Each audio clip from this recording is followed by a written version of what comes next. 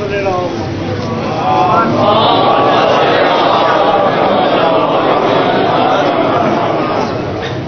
اللہ الرحمن الرحیم.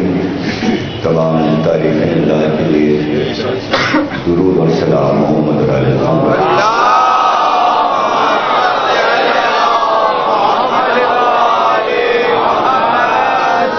1433 ہجری کے شہر ثانی کی تیسری تقریر آپ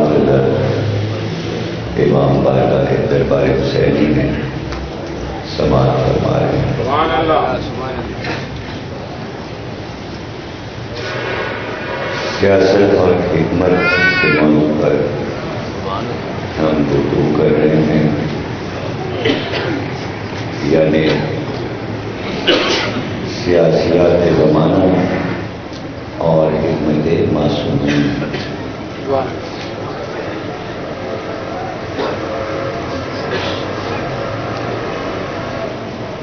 عرض کیا گیا کہ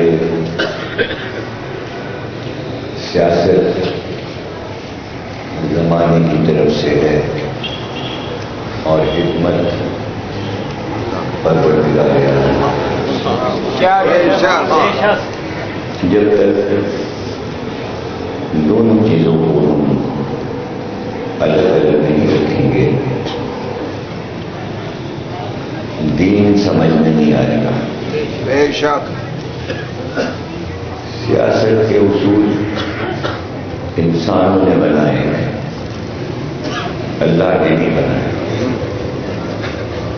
اور دین کے اصول اللہ نے بنائے. اس لیے دین کو سیاست کی نظر سے نہیں دیکھنا چاہیے. واہ واہ سبحان اللہ سبحان اللہ.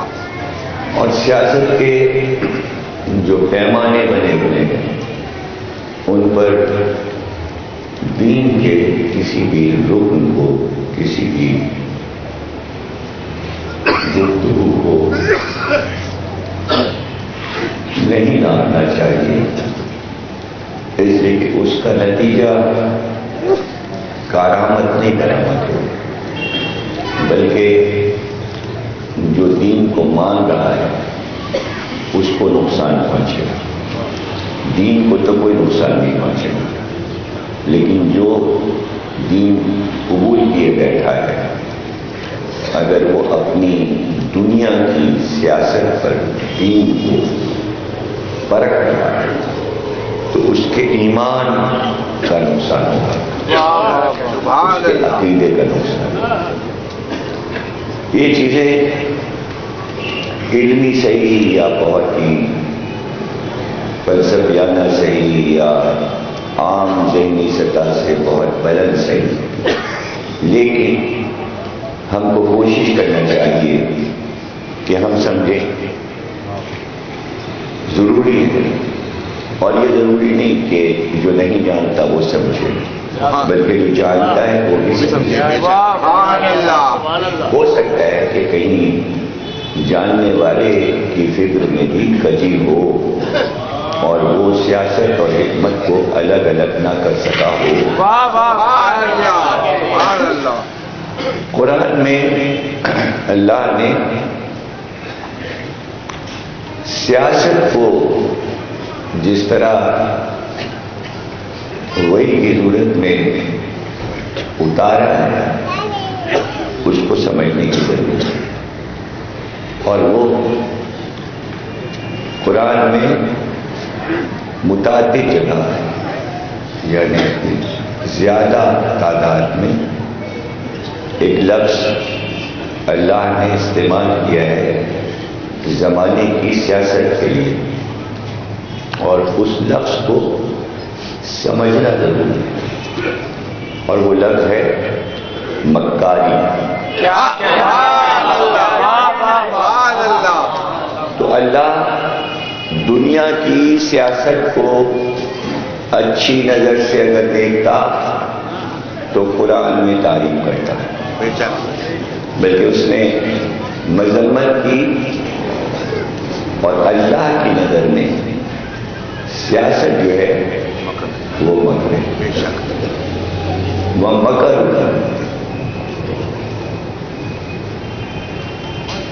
اللہ واللہ خیر الماکرین.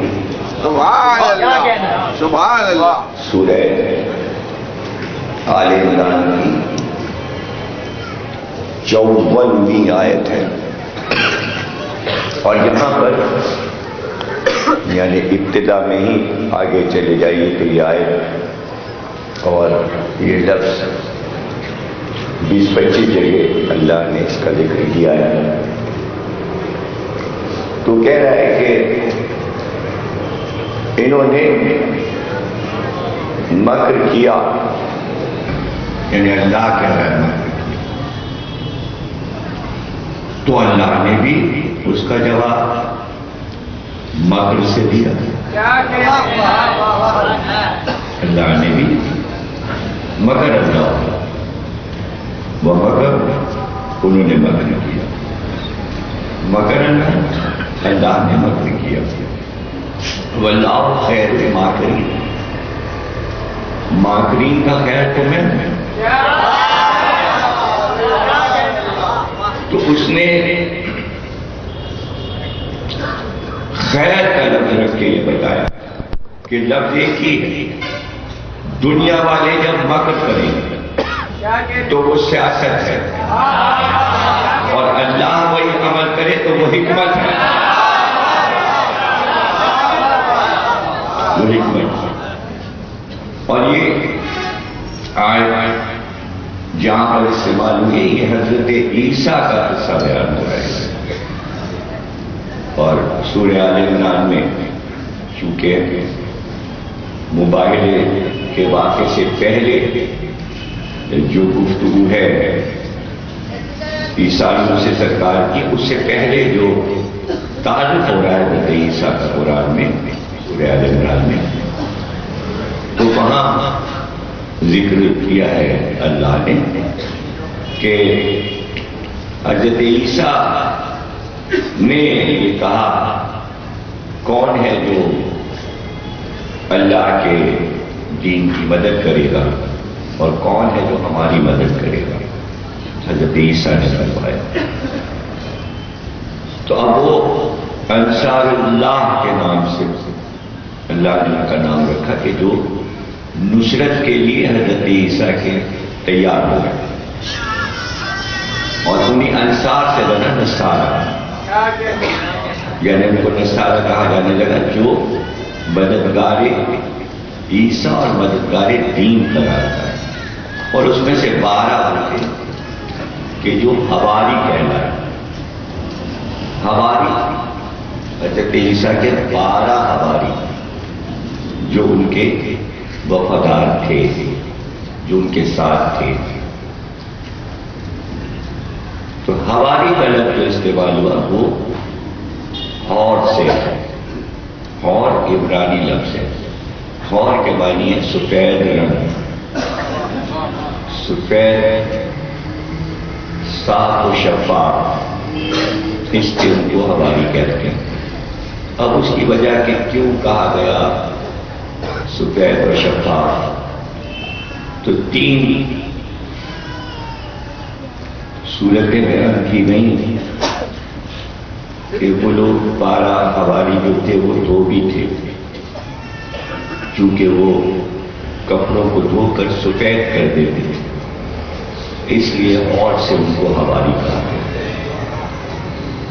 دوسری وجہ یہ ہے کہ جب وہ آئے تو حضرت عیسیٰ نے استباح کیا،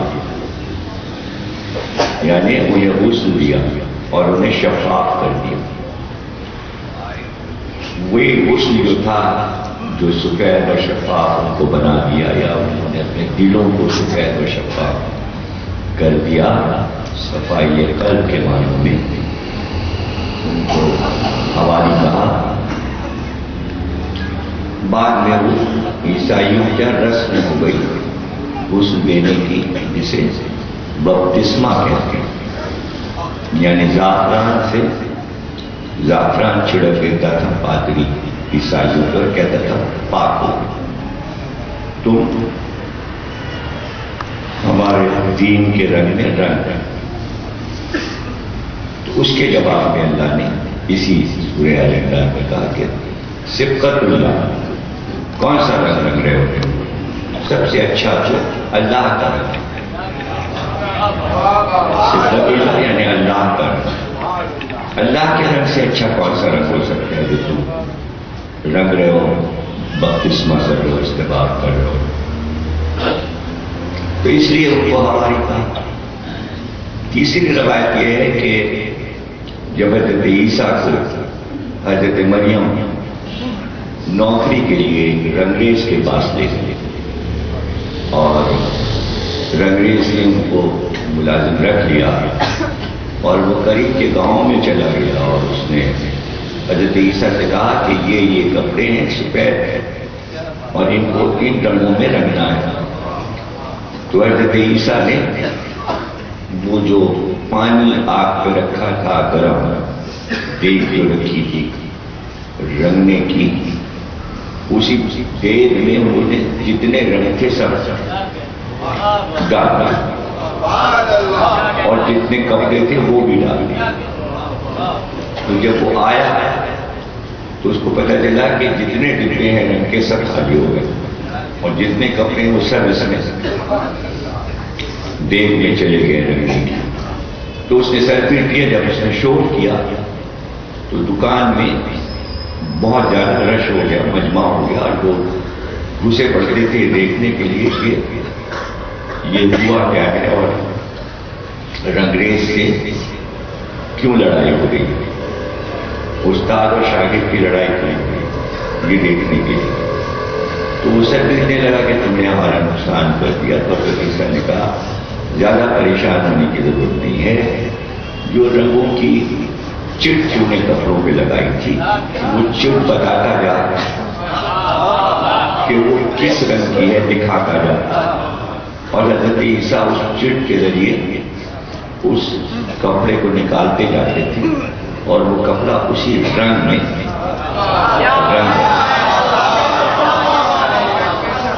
یہ معجزہ حضرت عیسیٰ کا دیکھ کر جو لوگ ایمان لائے ان کو حواری کہتے ہیں، انہیں حواری کہتے ہیں۔ تو حواریوں کے ساتھ حضرت عیسیٰ گاؤں گاؤں کا سفر کرتے تھے اور کہیں ٹھہرتے تھے، کہیں سفر کرتے تھے، اور یہاں تک کہ یہودی اپنی شرارت اور شیطنت کی وجہ سے حضرت عیسیٰ کے پیچھے پڑے ہوئے اور تعاقب میں تھے اور بے انتہا حضرت عیسیٰ کو پریشان کرتے تھے یہودی۔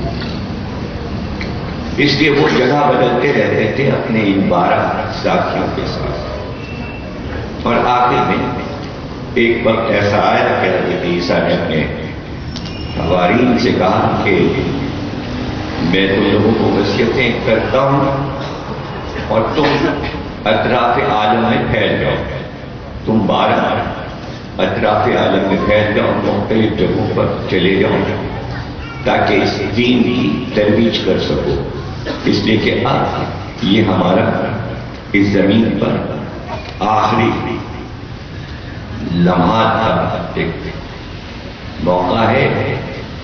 اور اسی وقت یہودی جو پریشان کر رہے تھے وہ اس مکان تک پہنچ گئے جس مکان میں حضرت عیسیٰ تھے، تو حواری کو تو بھیج چکے تھے اور وہیں پر حضرت عیسیٰ کو یہودیوں نے گرفتار کر کے اسی مکان میں تالا لگا کے بند کر دیا اور پھر سب کو جمع کر لیا یہودیوں کو کہ اس کے اندر عیسیٰ ہیں اور تیاری کرو، ان کو صبح کو ہم سولی پہ چڑھا دیں گے۔ جب صبح ہوئی تو ان کا جو انتہائی شریر آدمی یہودا تھا وہ اندر گیا اپنے دوستوں کو روک کر کے ہاں کھینچتے ہوئے عیسیٰ کو پکڑ کے لاتے تھے۔ اب یہاں پر یہ آیت ہے وہ مکر اللہ واللہ خیر الماکرین، یہودیوں نے عیسیٰ کے ساتھ مکر کیا یعنی ان کی سیاست ان کی نظر میں کامیاب ہوئی. بس اللہ نے بھی مگر اللہ، پھر اللہ نے بھی ہیلا کیا، یعنی اپنی حکمت دکھائی، جبریل کو بھیجا اور جبریل حضرت عیسیٰ کو روشن دان سے لے کر آسمان کی طرف چلے. دیکھیں یہ اللہ کی حکمت ہے اور وہ ان کی سیاست ہے. یہ ہے سیاست اور حکمت آمنے سامنے. اب توجہ رکھیے گا، جیسے یہودا اندر گیا اس نے دیکھا حضرت عیسیٰ کو تھے ہی نہیں، فوراً ہی اللہ نے ادھر عیسیٰ کو اٹھایا آسمان کی طرف، جبریل اور لے گئے، اور ادھر یہودا کو اللہ نے حضرت عیسیٰ کی شکل پہ کر دیا. کیونکہ اللہ چاہتا تو یہ نہ کرتا. ابھی یوں بھی عیسیٰ کو لے ہی گیا تھا نا. توجہ رکھیے گا یہاں پر. میں نے تمیز کی تھا کہ آپ کے ذہن میں پہلے پہلی بات بیٹھ جائے، پھر میں آپ سے گفتگو کروں اور آپ اسے سمجھنے کی کوشش کیجیے. یہ پورا واقعہ جو میں نے بیان کیا یہ سورہ آل عمران میں اور قرآن سے بیان کیا، تاریخ کی بات نہیں. یہودا ظاہر ہے کہ وہاں عیسیٰ کو نہ پاک کر آ کے کہہ دیتا عیسیٰ ہے ہی نہیں، اور سب پچھتا کے رہ جاتے، اور عیسیٰ بچ بھی گئے اور اللہ زندہ لے گئے. تو جو انہوں نے مکر کیا، جتنا جال پھیلایا، اللہ نے اس سے زیادہ کا جواب دیا. صرف تمہیں نہیں سیاست آتی ہے،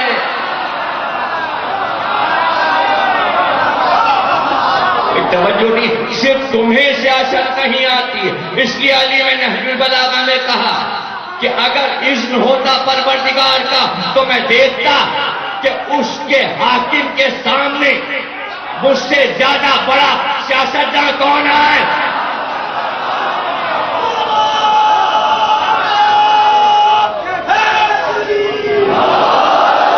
مجھ سے بڑا. لیکن چونکہ سیاست مکاری ہے اس لیے علی نے ترک کیا. علی نے ترک کیا. اللہ نے بتایا ہم چاہیں تو یہ بھی کر سکتے ہیں، چونکہ ہمیں جواب دینا تھا، مکاریوں کا، شرارتوں کا جواب دینا تھا. وہ چال چلے. جب وہ چال چلے تو اللہ نے جواب دیا. کیا؟ یہودا کو عیسیٰ کی شکل پہ بنایا. کیوں؟ اس لیے کہ اتنی شرارت کی تھی، اتنی شرارت، تو سخت جواب چاہیے تھا. اب وہ باہر نکلا کہ اپنے دوستوں کو بتایا، اپنے دوستوں کو بتایا کہ یہاں عیسیٰ نہیں ہے. جب وہ باہر نکلا تو فوراً دوستوں نے پکڑ لیا عیسیٰ سمجھ کے، اور کھینچتے ہوئے اور مارتے ہوئے لے کر چلے. اور وہ پکارتا رہا میں تمہارا دوست یہودا ہوں، میں تمہارا دوست یہودا ہوں. مکرو ومکر مکر اللہ واللہ خیر الماکرین، میں خیر ہوں. مارتے ہوئے چلے اور اتنا مارا کہ جو عیسائی یہ سمجھتے ہیں کہ یہ عمل حضرت عیسیٰ کے ساتھ ہوا. توجہ نا آپ کی. یعنی یہودیوں کی سیاست میں عیسائی آ گئے، یہودیوں کی سیاست کے جال میں عیسائی آ گئے اور کہنے لگے حضرت عیسیٰ کو سولی چڑھا دی گئی اور صلیب پہ چڑھا دیا. لیکن پتہ کیسے چلے؟ ظاہر ہے کہ لوگ تو حضرت عیسیٰ سمجھتے رہتے نا یہودا. جب صلیب پہ چڑھا دیا اور لاش صلیب سے اتار دی گئی تو حضرت عیسیٰ نے پھر یہودا کو یہودا کی شکل پہ کر دیا. یہودا کی شکل پہ تو پتہ چلا کہ یہ تو یہودا ہے جس کو ہم نے مار ڈالا. تو انہوں نے مکر کیا، انہوں نے جال چلی، انہوں نے ہیلا کیا، شرارت کی. تو خطبہ مولا کا نہج البلاغہ میں ہے کہ فرماتے ہیں کہ شورا کمیٹی میں ہمارا بھی نام ہے بلایا گیا. تو اس پر فرماتے ہیں کہ وہ اڑے، ہم بھی ان کے ساتھ اڑے. وہ گھبرا کے نیچے آئے، پھر ہم ان کے ساتھ نیچے آئے، ہم نے ان کو کسی طرف سے جانے نہیں دیا، یعنی وہ ہیلا گری کر رہے تھے اور علی چاروں طرف سے گھیرے ہوئے تھے، اور پھر ان کے پاس جواب نہیں تھا جب علی کہہ رہے تھے شب ہجرت بستر نبی پہ کون سویا، بدر میں کون تھا، احد میں کون تھا، خندق میں کون تھا، خیبر میں کون تھا، سورہ برات لے کر کون گیا، فتح مکہ کے دن کون تھا. تو علی سوال کر رہے تھے، جواب نہیں تھا. کیا مطلب؟ وہ اڑ رہے تھے اوپر، پھر نیچے آئے، جب نیچے آئے تو علی کہتے ہیں ہم بھی ان کے ساتھ آئے، یعنی وہ اونچی پرواز پر تھے، یعنی اپنی سیاست کو بہت مضبوط سمجھ رہے تھے. لیکن جب علی نے بولنا شروع کیا تو سیاست کا بازار سرد ہو گیا، اس لیے کہ علی حکمت بول رہے تھے، وہ سیاست کھیل رہے ہیں.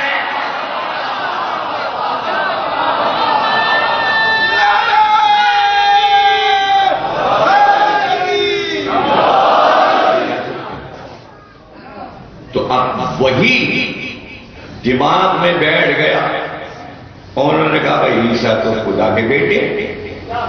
اب اسی کے آگے ان آیات کے بعد آئے مباہلہ آ جاتی. فمن حاجک فی من بعد ما جاءک من العلم فقل تعالوا ندعو ابناءنا وابناءکم ونساءنا ونساءکم انفسنا وانفسکم ثم نبتہل فنجعل لعنۃ اللہ علی الکاذبین.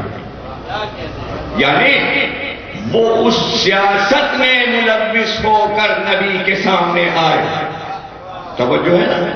تو وہ سیاست کا جو بازار گرم تھا عیسائیوں اور یہودیوں کے درمیان، وہ سارا سجا ہوا بازار اب نبی کے سامنے آ گیا، اور سارے راہب آ کے بیٹھ گئے جو تھے بڑے بڑے پادری تھے، اور وہ بحث کرنے لگے کہ عیسیٰ خدا کے بیٹے.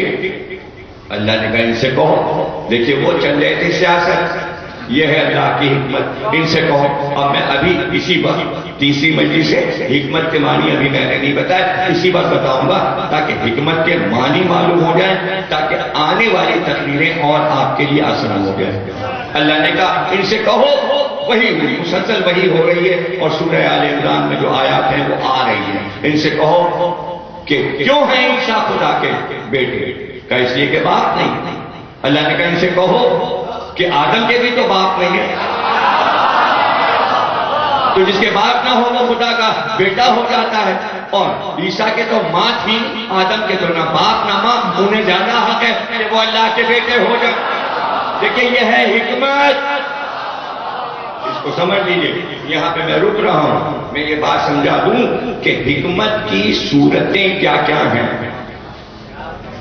اپنے بیان کو میں نے روکا یہ بتانے کے لیے کہ میں حکمت کے معنی بتا دوں کہ حکمت کے معنی کیا ہے. سیاست کے معنی تو بار بار آتے رہیں گے، حکمت کے معنی میں ایک بار بتا رہا ہوں کہ حکمت کے کیا معنی ہیں. بسم اللہ الرحمن الرحیم. یاسین والقرآن الحکیم انک لمن المرسلین علی صراط مستقیم. اے یاسین تیری قسم اور قرآن حکیم کی قسم، یعنی تو بھی حکیم ہے اور کتاب بھی حکیم ہے، اور حکیم سے ہے حکمت. وہ حکیم نہیں جو دوائیں دیتا ہے، نہیں وہ حکیم نہیں، وہ حکمت الگ ہے. یہ قرآنی حکمت ہے، وہیں سے لفظ لیا حکیموں نے، اپنے لیے پسند کیا. حکیم اللہ کا نام ہے. اب آپ کہتے ہیں حکیم صاحب، حالانکہ اللہ کا نام ہے. عالم اللہ کا نام ہے، آپ کہتے ہیں عالم صاحب. وکیل اللہ کا نام ہے، آپ کہتے ہیں وکیل صاحب. کہیں سے کوئی فتویٰ نہیں آیا کہ یہ شرک ہے. شرک اگر ایک نام میں اللہ کا علی کے لیے لے دوں تو یہ شرک ہے.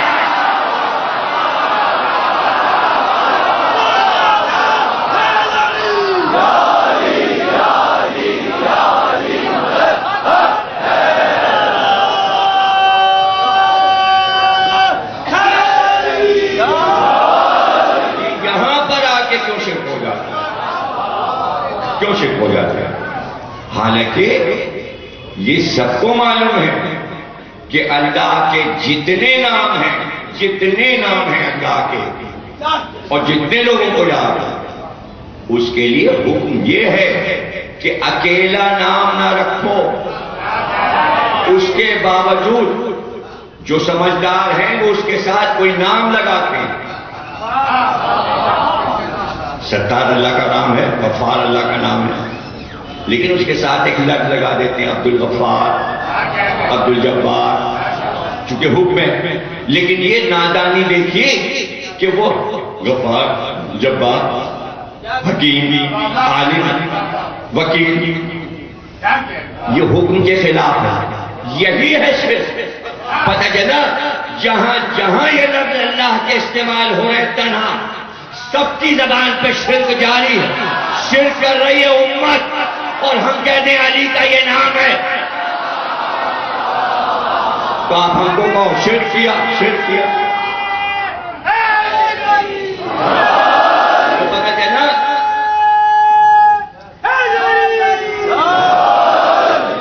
کہ غور کرنے کی ضرورت ہے، بہت زیادہ غور کرنے کی۔ یاسین تیری قسم، قرآن حکیم، تو بھی حکیم، کتاب بھی حکیم، بھیجنے والا بھی حکیم، بے شک تو مرسلین میں سے اور صراط مستقیم پر ہے۔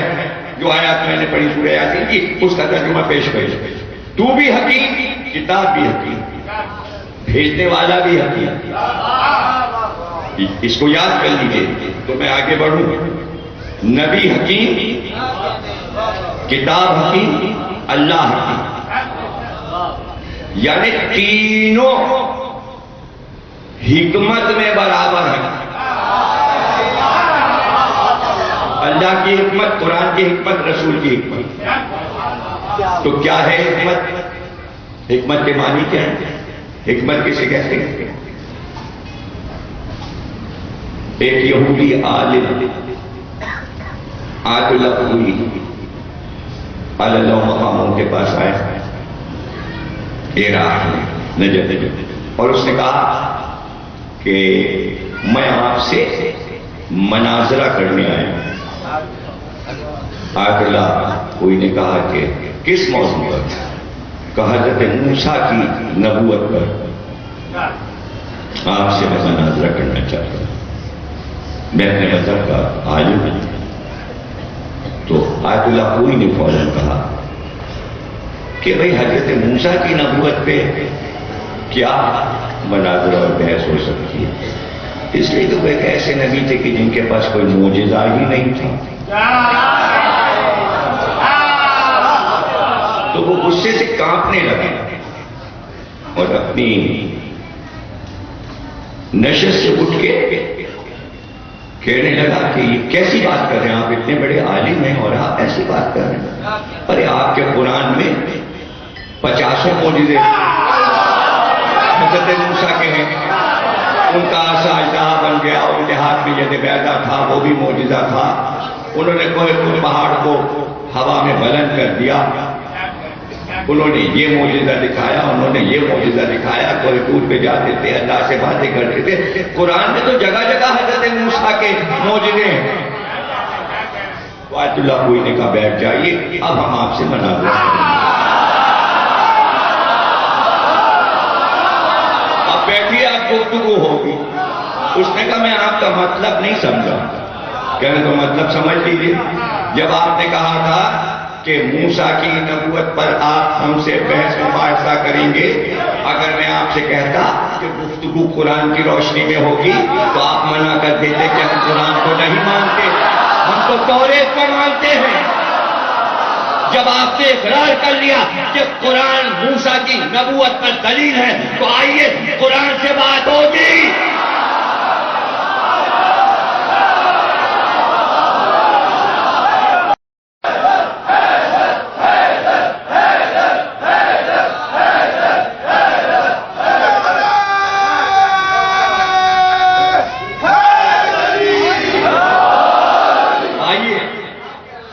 اب تو آپ قرآن کو مانیں گے جب میں آیات پڑھوں گا موسیٰ کی نبوت پر، تو اب وہ مجبور ہے قرآن کا حوالہ مانگنے پہ مجبور ہے، تو جو عمل آیت اللہ خوئی نے کیا اس کو کہتے ہیں حکمت۔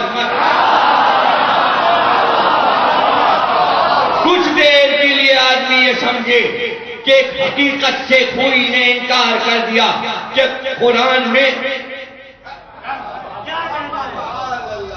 کوئی گفتگو، یعنی موسیٰ صاحب معجزہ ہیں، خوئی نے کہا وہ معجزہ نہیں لگتے، تو کوئی کہے کفر کہہ دیا، نہیں یہ حکمت ہے۔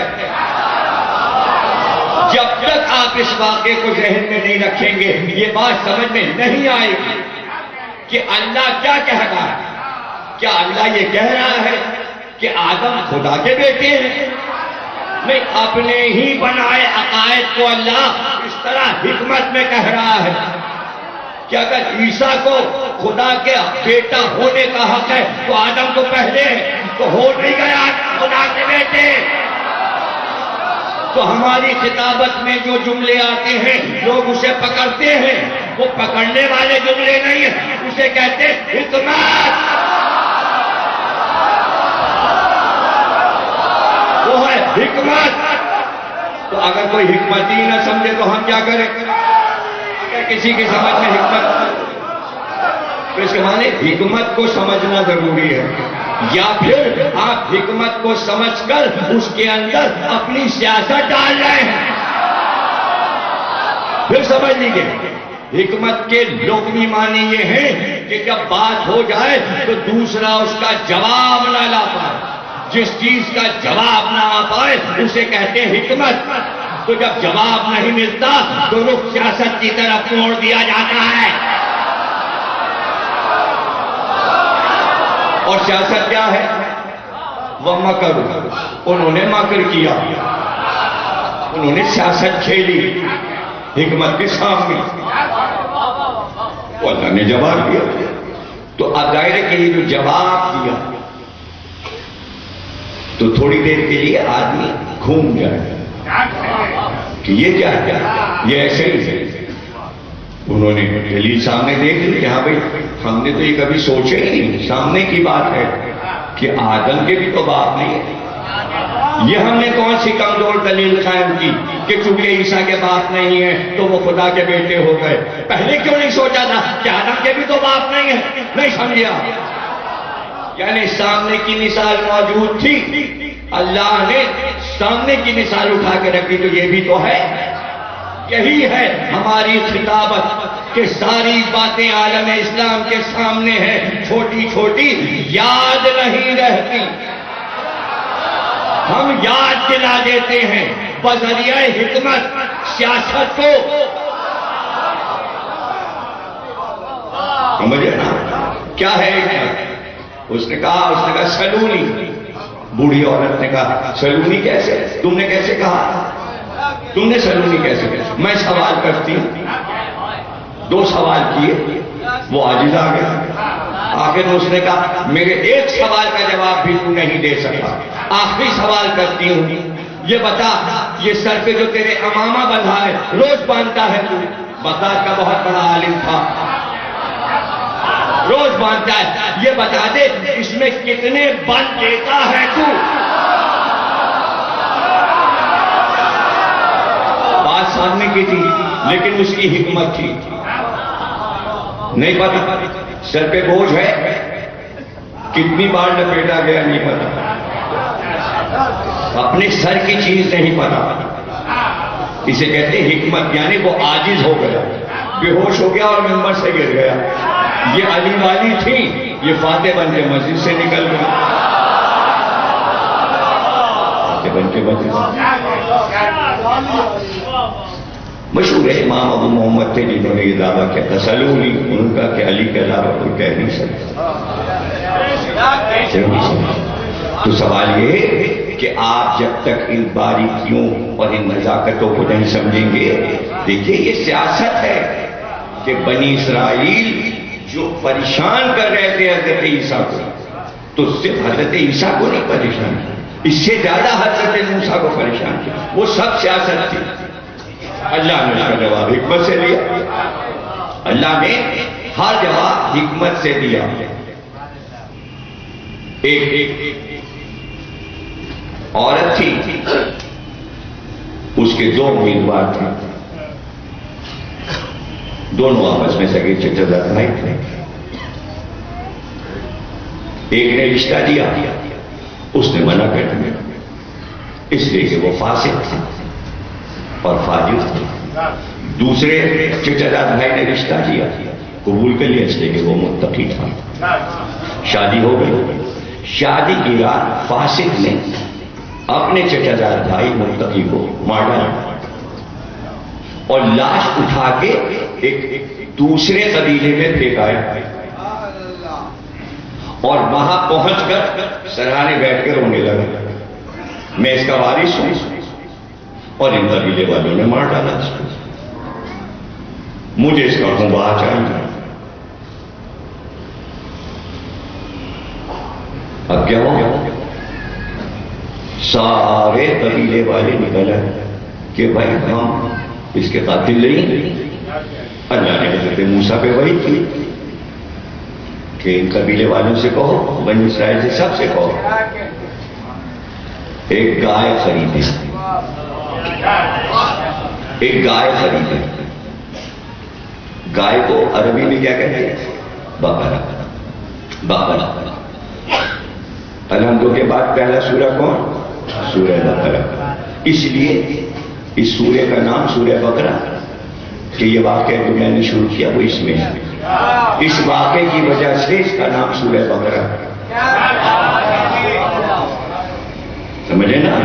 یہ پورا واقعہ سورہ بقرہ میں بیان ہوا، تاریخ کا نہیں ہے، قرآن کا واقعہ. ایک گائے خریدے، وہ آئے. گائے کیسی ہو؟ گائے کیسی ہو؟ وہی آئی. اللہ نے کہا گائے خریدو. جب تک گائے نہیں خریدو گے قاتل کا نہیں پتہ چلے گا. اب گائے سے قاتل کا پتہ چلنا ہے حکم الہی ہے، وہ حکمت ہے. انہوں نے اپنی سیاسی چالیں چلی. گائے کیسی ہو؟ پورا سورہ بقرہ پڑھیے تب آپ کو لطف آئے کہ وہ کیسے بار بار آتے ہیں اور حضرت موسیٰ سے پوچھتے ہیں اور پھر جبریل سے حضرت موسیٰ کہتے ہیں اور پھر جبریل جاتے ہیں اور اللہ پھر وہی کرتا ہے. بنی اسرائیل اپنی سیاست کی رٹ لگائے ہیں، ادھر سے حکمت کے جوابات آ رہے ہیں، مسلسل مقابلے ہو رہے ہیں. گائے کیسی ہو؟ وہی آئی. زیادہ موٹی ہو نہ زیادہ پتلی ہو. پھر کس رنگ کی ہو؟ اصل مقصد سے ہٹانے کے لیے سیاسی مکالمے ہر دور میں رہتے ہیں کہ اصل مقصد سے ہٹا دیا جائے،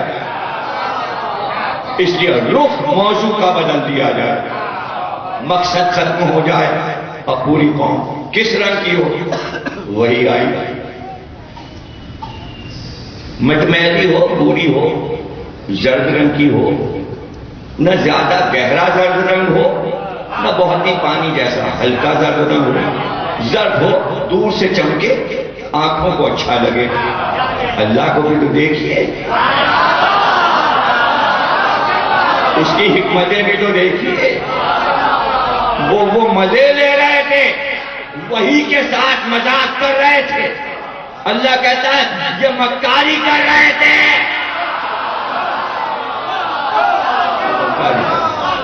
ہم حکمتوں پہ آمادہ. اچھا بھائی رنگ بھی طے ہو گئے. عمر کیا ہو؟ حضرت موسیٰ اور گائے کی عمر کیا ہو؟ وہی ہوئی. کہیے ان سے موسیٰ زیادہ بڑھیا نہ ہو اور گابھن نہ ہو، بچہ دینے والی نہ ہو، یعنی صاحب عصمت صاف ستھری ہو. وہی. اچھا سب طے ہو گیا، اب سوال ختم ہو گئے. اب آئے ایسی گائے ملے گی کہاں؟ تو سوالات تو تم نے کیے تھے. جب جوابات آ گئے تو اب کہہ رہے ہو ایسی گائے کہاں ملے گی؟ پھر وہی آئی، ڈھونڈو جہاں ملے، جہاں مل جائے. جاؤ تلاش کر. دو میاں بیوی بوڑھے، ایک بیٹا تھا جوان 22 برس کا. ان بنی اسرائیل میں انتہائی شریف فرما بردار بیٹا، نمازی پرہیزگار، لیکن اس کی ایک عادت تھی، اٹھتے بیٹھتے آل محمد پہ درود پڑھتا.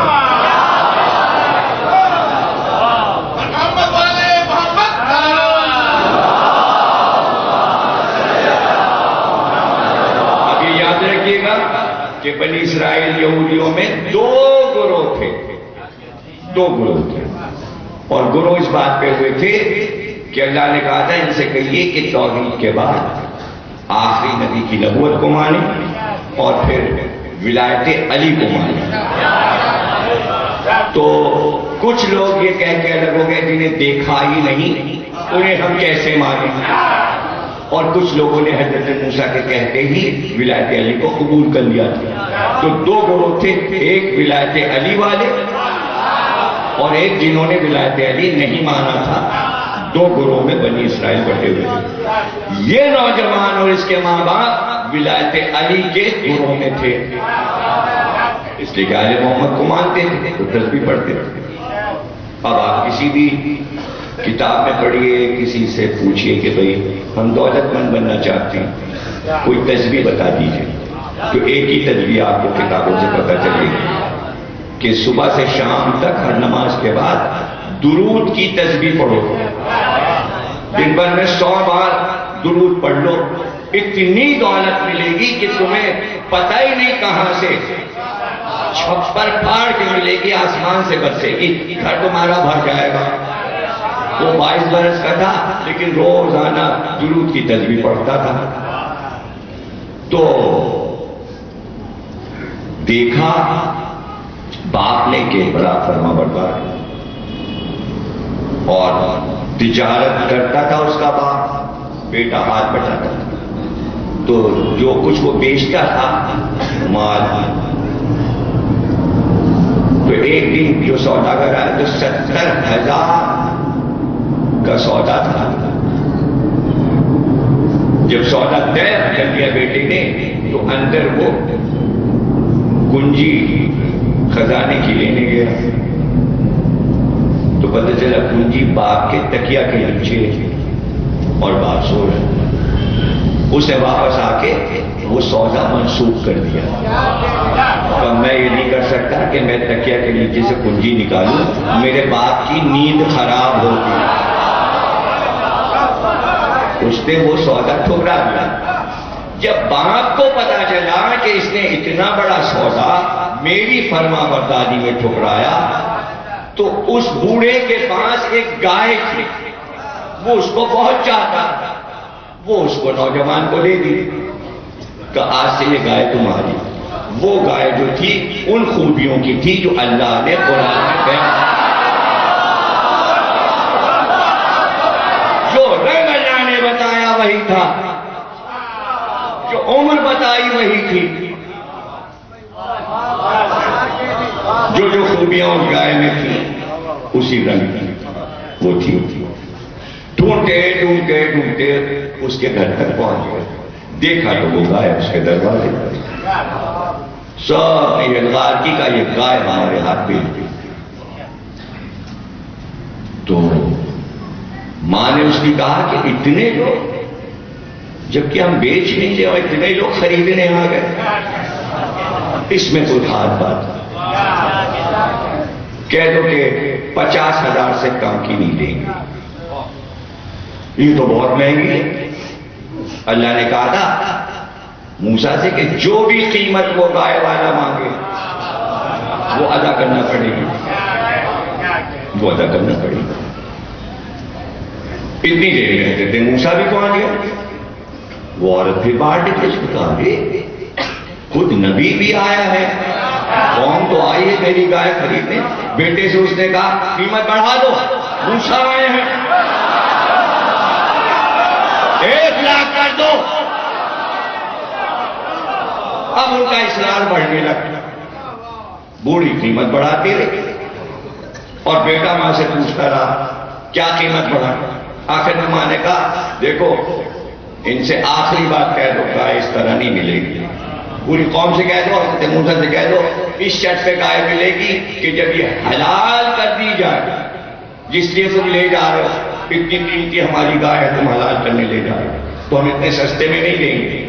تو جو گائے کی کھال ہوگی جتنی بڑی وہ کھال ہے اس میں سونا بھرتے جائے قوم والے جتنا وزن وہ کھال سونے کا اٹھا لے یہ ہے قیمت. بھائی تو سب پھنسے ہوئے تھے. اگر قاتل پکڑا نہیں جائے گا تو قبیلے پہ الزام آ رہا تھا قتل کا. تو اگر کسی بڑے قبیلے پر کسی بڑے آدمی کے قتل کا الزام آ جائے تو اس قتل سے بچنے کے لیے کیا کیا نہیں کرنا پڑتا.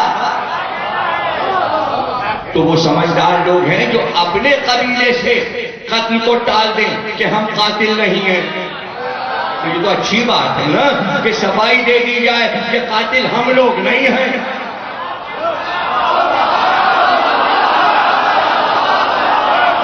اور اگر کوئی صفائی دے رہا ہے کہ ہم قاتل نہیں ہیں تو اس کی بات کو مان لو کہ وہ صفائی دے رہا ہے. کسی طرح تو پتہ چلے کہ قاتل کون ہے. تو پوری قوم جاننا چاہ رہی ہے اور اس میں اللہ کی حکمتیں شامل ہیں. زمانے کی سیاست کچھ اور ہے, اللہ کی حکمت کچھ اور ہے.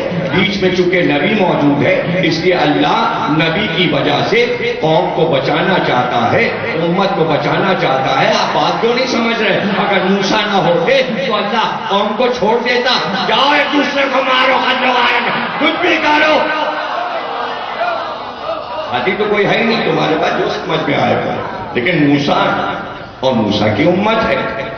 کہا ٹھیک ہے بھائی حلال ہو گئی تو پھر کھال میں جتنا سونا ہے آپ حلال ہو, حلال کر دی, حلال ہو گئی تو پھر وہی ہوئی کہ گائے کے گوشت کا ایک لوتھڑا لو اور اس مقتول کی لاش پہ مارو, اس کی لاش پہ مارو, یہ خود بتائے گا اس کا قاتل کون. اتنا اہتمام گائے کے ذریعے. تو میں یہاں پہ رکوں. پروردگار جس کو چاہتا ہے زندہ کر دیتا ہے, جس کو چاہتا ہے مار دیتا ہے. ایک گائے اور ایک آدمی تیرے لیے کیا مشکل ہے کہ ایک آدمی کو زندہ کر دے, وہ بولنے لگے, وہ قاتل کا نام بتا دے. یہ بیچ میں گائے کہاں سے آ گئی؟ یعنی اس کو زندہ کرنے کا وسیلہ کہاں سے آ گیا؟ ارے تو زندہ کر دے, تو ہی زندگی دیتا ہے. یہ گائے کے گوشت سے اس کو کیوں زندہ کروایا جا رہا ہے؟ کہ پورا سورہ رکھ دیا قرآن میں, سورہ بقرہ, اور مسلمان اس کی تلاوت کریں اور صرف تلاوت کریں. اتنا بڑا سورہ کہ یاد نہ ہو.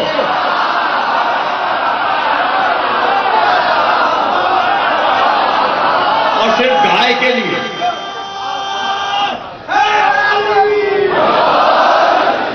یاد نہ ہو. عجیب ہیں یہ ایمبیسیز والے بھی, یورپ والے, امریکہ والے. ویزے تو سب کو دے ہی دیتے ہیں مذہبی اس پر.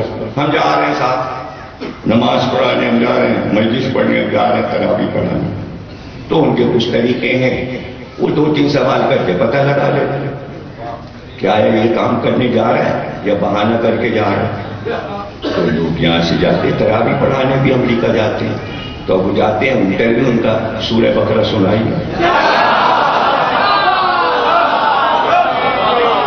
سورہ بقرہ سنائی, ہو گیا انٹرویو. اس لیے کہ قرآن کو زبانی سنانا.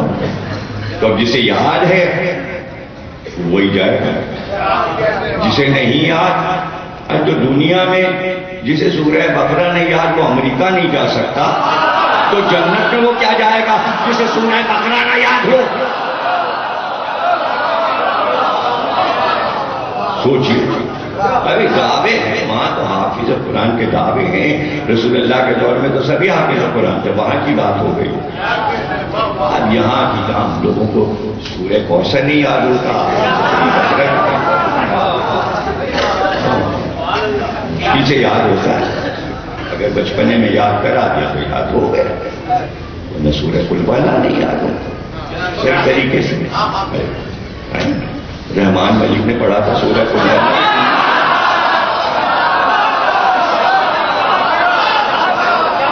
کس طرح پڑھا تھا؟ 2-3 بار صحیح کیا اور پھر جانے کہاں کی آیت کہاں کیسے بالکل نیا سورہ قل والا بنا. تو کبھی کبھی اگر سیاستدانوں کی زبان پہ قرآن جاری ہو جائے تو قرآن حکمت کے بجائے سیاست ہو جاتا ہے.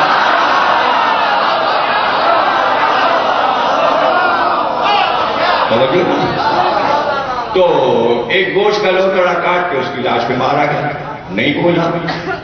سوائے کہنے لگے حضرت موسیٰ تو نہیں بولا. کہا وہ بولے گا کیسے؟ ارے وہ کھال لیے کھڑا ہوا ہے جوان، اس کو بھرو، جب تک اس کی کھال سونے سے بھرے گی نہیں مردہ نہیں بولے گا اور گوشت میں کوئی اثر نہیں آئے گا. اب سب گئے اپنے گھر سے سونا لے آئے. تو یہ سونا کہاں سے لے آئے؟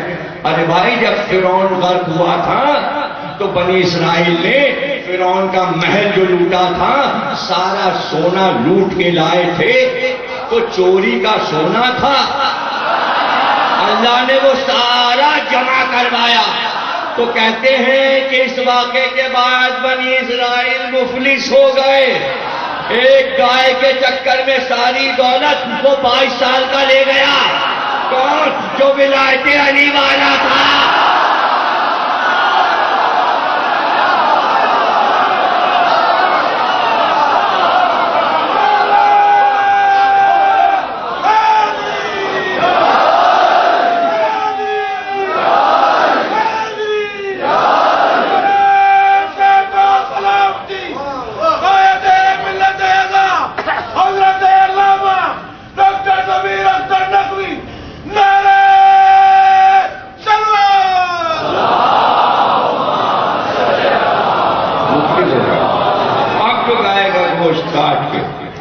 اور مردے پہ مارا، وہ زندہ ہو کے بیٹھ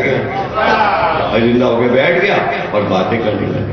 اور اس نے کہا یہ جو میرا چچا داد بھائی جو رو پیٹ رہا ہے، جو وارث بنا ہے، کسی نے تو مجھے مارا.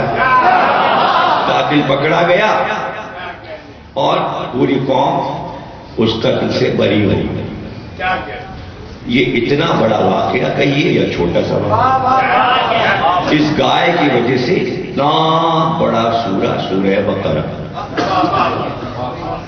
یہ کیا ہے؟ پورے سورے کو پڑھ جائیے. حکمت الہی، قوم سیاست چل رہی تھی، اللہ اپنی حکمت دکھا رہا. یہ ہے سیاست اور حکمت کا فرق. وہ چاہے تو اپنی حکمت جانور کے ذریعے ظاہر کرے. ارے گائے کے ذریعے اس نے اپنی حکمت ظاہر کی، تو یہ گائے کی قربانی کیوں دلوائی؟ گائے کی قربانی کیوں دلوائی؟ اس لیے کہ بچڑے کو پوچھ چکے تھے. نہیں سمجھا؟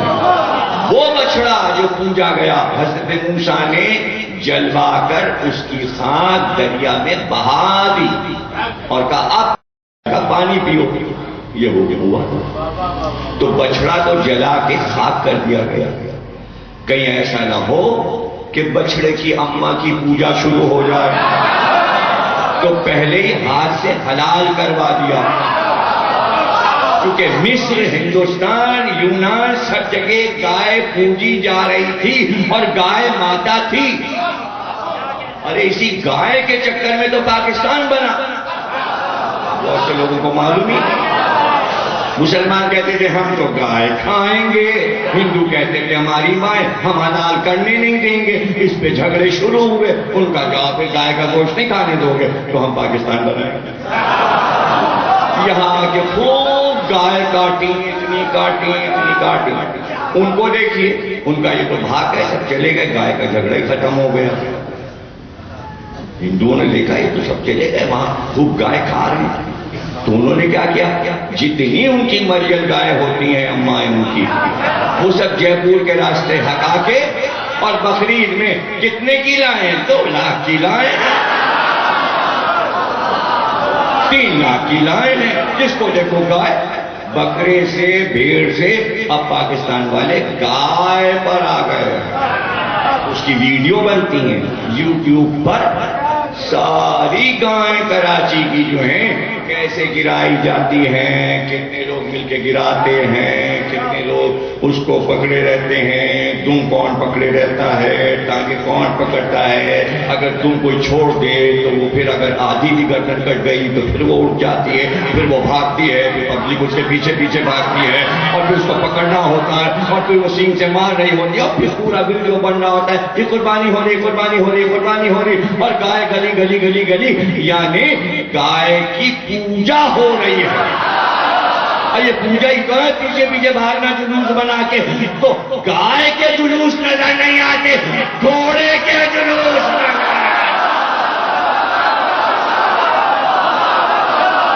جی جناب, گل جناب, گل جناب.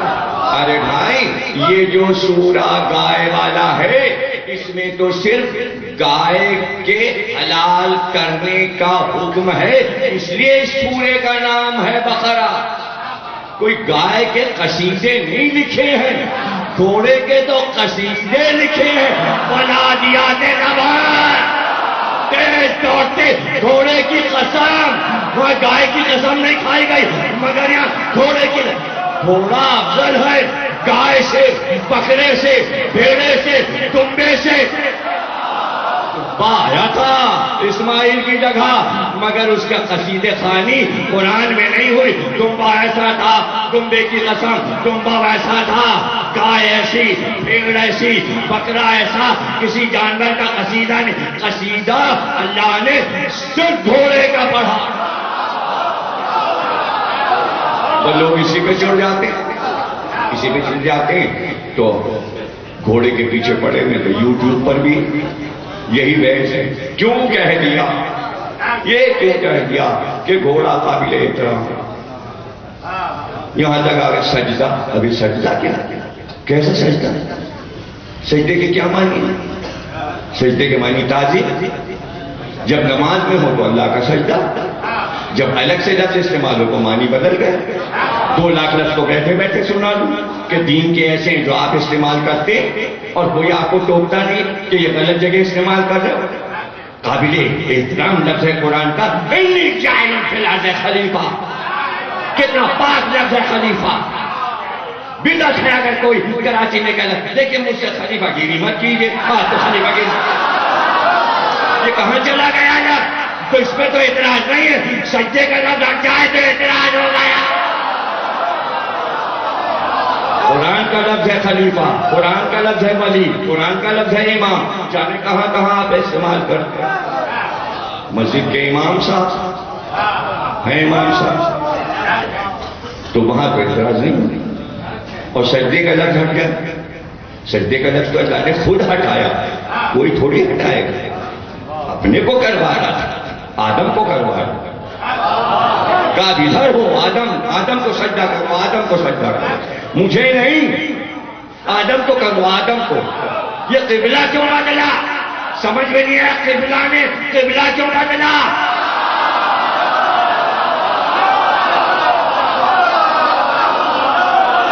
سجدہ ادھر کہاں چلا گیا.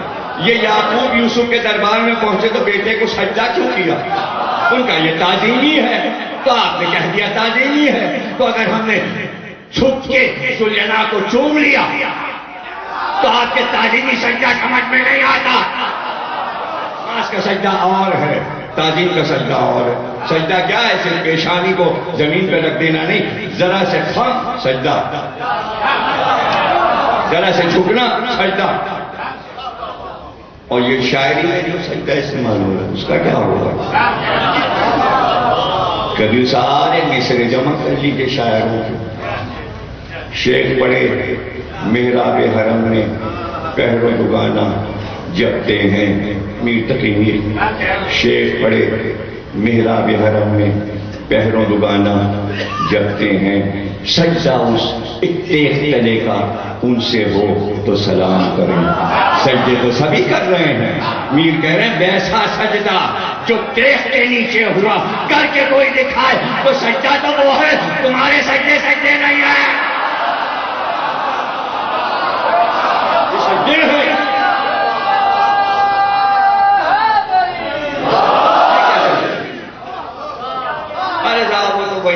کہتے ہیں وہ تو اسی در پہ جا جا کے سجدے کر رہے ہیں، تو کیا واقعی وہ اس در پہ جا جا کے سجدے؟ وہ تو صاحب وہ اب انہیں کیا پڑے رہتے ہیں کمشنر صاحب کے دروازے پہ، وہیں سجدے وہیں سجدے۔ یہ محاورے ہیں، یہ محاورے ہیں، کوئی کسی کے در پہ جا کے سجدہ نہیں کرتا، سجدہ تھوڑی کر رہا ہے، یہ محاورے ہیں۔ تو محاورتن اگر کہہ دیا گیا تو آپ اس کو سچ مچ کا سجدہ سمجھ رہے ہیں، لیکن میں نے حد کر دی اپنی حکمت کے ذریعے سمجھانے کے لیے کہ جھوٹ نہ بولو، اس میں سیاست کو مت لاؤ۔ اب میں بالکل آخری لفظ کہہ رہا ہوں کہ جہاں تھوڑا لفظ قرآن میں لکھا ہے، اگر ہم چھپ کے قرآن کی اس آیت کو کر لیں تو کیا ہوگا؟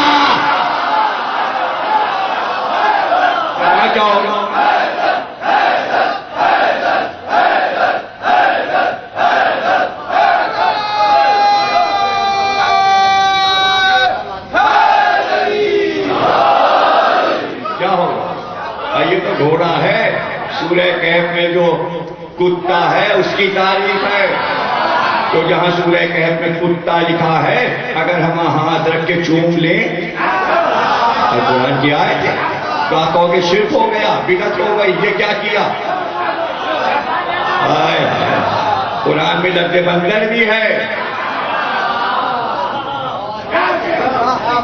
قرآن میں سانپ بھی ہے، اژدہا بھی ہے، سب ہے، مکھی بھی ہے، چیوٹی بھی ہے۔ سورہ نحل چوم لیا، یہ کیا مکھی کو چوم لیا؟ سورہ نمل چوم لیا، یہ کیا کیا آپ نے چیوٹی کو چوم لیا؟ سورہ عنکبوت کو چوم لیا، مکڑے کو چوم لیا۔ تو لے کے بیٹھو فتوے، قرآن جو چوم رہے ہیں اور پڑھ رہے ہیں فتوے لیے جاؤ تو پتا چلے کہ قرآن کے خلاف ہو کہ نہیں ہو۔ قرآن کسی نے غور سے پڑھا ہی نہیں، قرآن کو پڑھا ہی نہیں، بالکل نہیں پڑھا۔ اگر پڑھا ہوتا تو بے تکی باتیں جاننے والے لوگ ان تقاریر کے جواب میں نہ کر رہے ہوتے۔ بھائی ہم نے تو قرآن غور سے پڑھا، جہاں سے کہیے ایک ایک لفظ بتا دیں، جو بھی آپ پوچھیے ہم بتا دیں گے، اس لیے کہ ہم نے مطالعہ کیا۔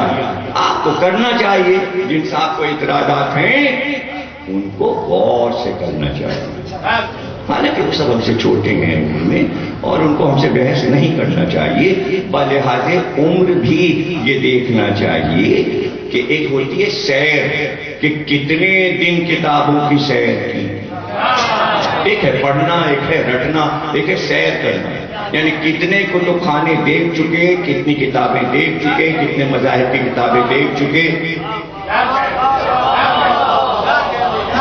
تو اتنی سطح بڑھ جائے ذہن کی کہ کہاں پر کون سا اعتراض جڑے، وقت ضائع نہ کیجیے۔ یہ تو بنی اسرائیل بھی کر رہے تھے کہ اصل پیغام کو دبانے کے لیے الٹے سیدھے سوال کرتے تھے، الٹے سیدھے سوال کرتے تھے۔ پھر کیا ہوا؟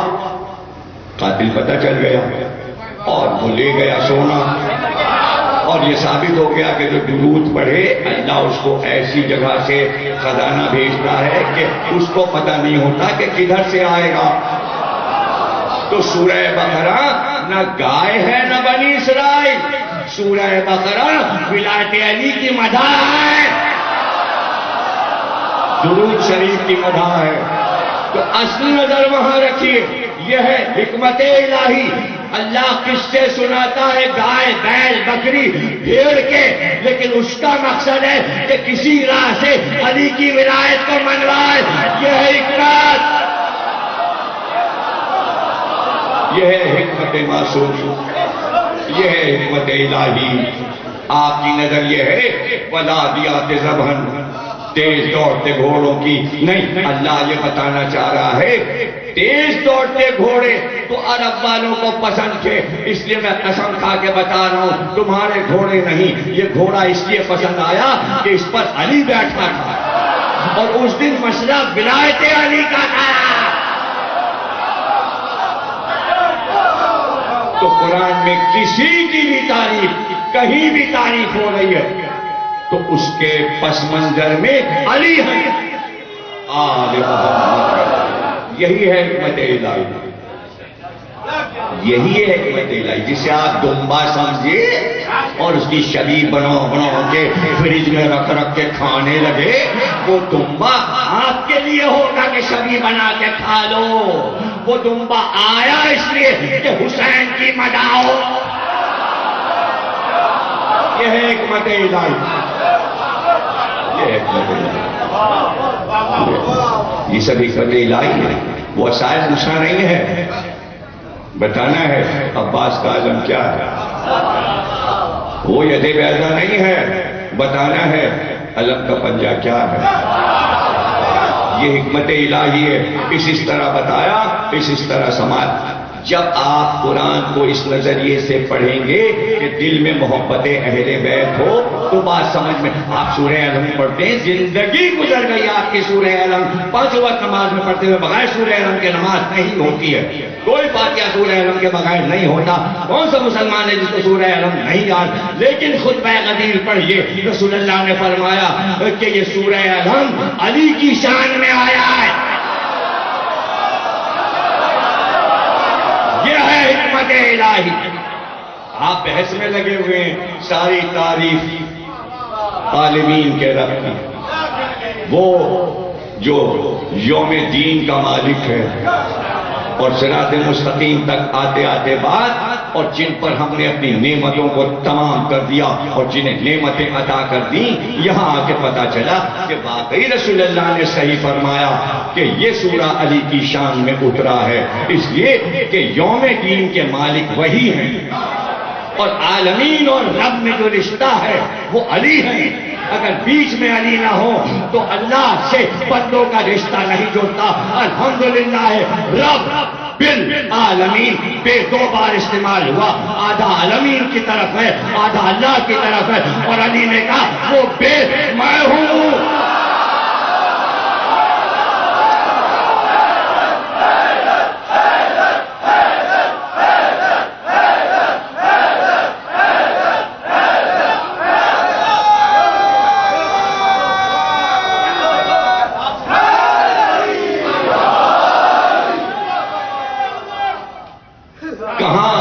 دنیا کہ واقعہ کربلا کے رموز کیا ہیں، کیا ہے واقعہ کربلا کے رموز؟ وہ اپنا کام جو اللہ نے ان کے سپرد کیا تھا اس کو انہوں نے تمام کیا۔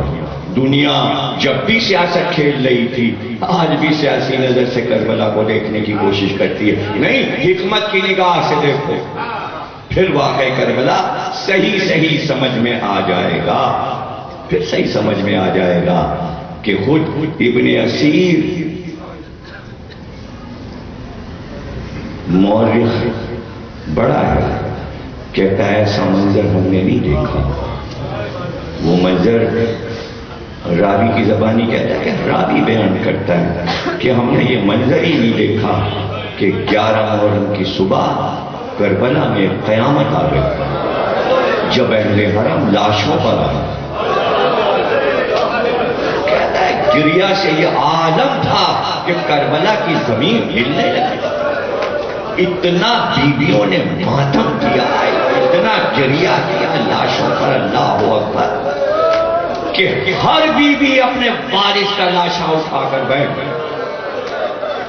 جب 11 کی صبح بیویاں،